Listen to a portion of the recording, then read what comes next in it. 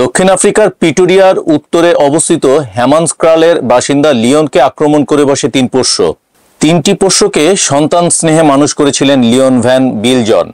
সেই প্রিয় পোষ্যরাই কাল হয়ে নেমে এসেছিল বছর 70-এর লিওনের জীবনে, যিনি লায়নম্যান নামেই বেশি পরিচিত ছিলেন। 2019 সালের আগস্ট মাসে একটি মর্মান্তিক ঘটনা ঘটে।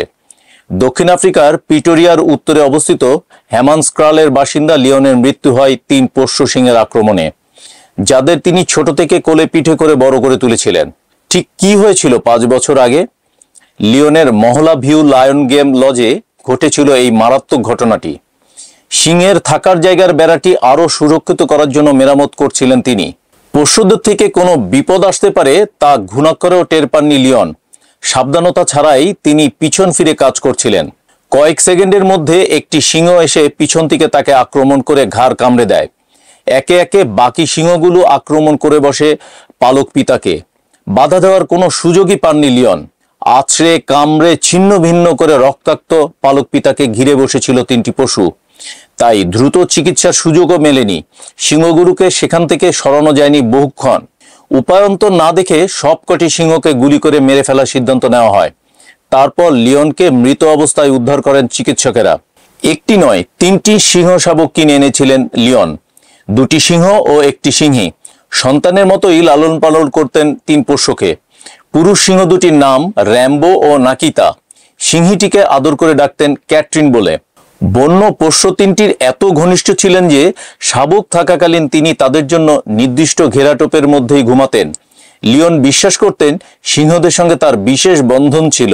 লিওনের কন্যা লিওনেট ভ্যান উইক সংবাদ মাধ্যমকে বলেন, সিংহের সেই খামারটি শূন্য থেকে তৈরি করেছি, সেখানেই বড় হয়েছি। আমার বাবা সিংহগুলিকে বড় করেছেন, তিনি তাদের সঙ্গে ঘুমাতেনও। লিওন এবং তার পরিবার 1985 সালে মহলা ভিউ লায়ন লজে চলে আসেন। সেটি সেই সময় একটি খোলা জায়গা ছিল। 2006 সালে তার পরিবারের সদস্য হয়ে আসে 3টি সিংহ শাবক।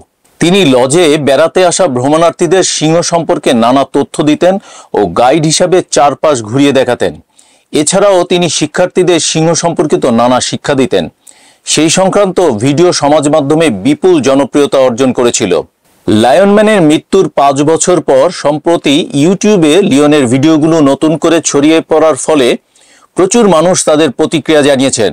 ঘটনাটি নিয়ে পশু অধিকার কর্মীদের মধ্যে সমালোচনাও শুরু হয়েছে। বন্যপ্রাণীদের যতই প্রশিক্ষণ দেওয়ার চেষ্টা করা হোক না কেন, তাদের পাশবিক প্রবৃত্তি হঠাৎ করে জেগে উঠতে পারে, যার পরিণতি মারাত্মক হতে পারে বলে প্রতিক্রিয়া দিয়েছেন বন্য প্রাণ সংরক্ষণ সংস্থার কর্মীরা। অনেকেই মনে করছেন লিওন একটি মারাত্মক ভুল করেছিলেন। এই ঘটনা প্রমাণ করে যে বন্যপ্রাণীদের পোষ্য হিসেবে রাখা উচিত নয়। বন্য পশুর সঙ্গে অপ্রয়োজনীয় সখ্য না করলে এই প্রাণহানি এড়ানো সম্ভব ছিল বলে মনে করছেন তারা।